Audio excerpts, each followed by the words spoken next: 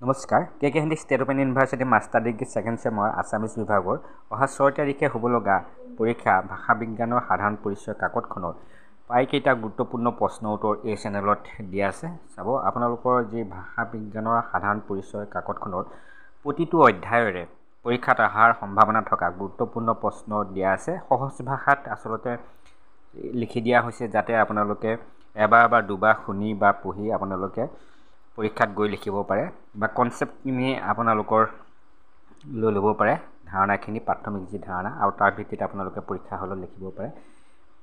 আপোনালোকে এই চেনেলৰ প্লেলিষ্টত গৈ চাব পাৰিব।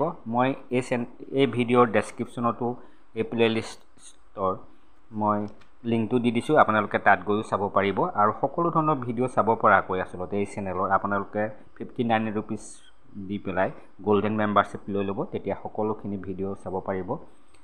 এই কাকতখনৰ লগতে অহা কাকতখনৰো আৰু ঠিক তেনেদৰে এছাইনমেণ্ট বা আপোনালোকৰ পৰীক্ষাত অহাৰ সম্ভাৱনা থকা সকলো গুৰুত্বপূৰ্ণ প্ৰশ্ন উত্তৰ আচলতে এই চেনেলত পায়। অকল এইটো দ্বিতীয় বিভাগৰ বুলিয়েই নহয়, দ্বিতীয় ছেমিষ্টাৰ বুলি নহয়, প্ৰায় সকলোকেইটা ছেমিষ্টাৰৰে গুৰুত্বপূৰ্ণ প্ৰশ্ন উত্তৰ এই চেনেলত দিয়া আছে।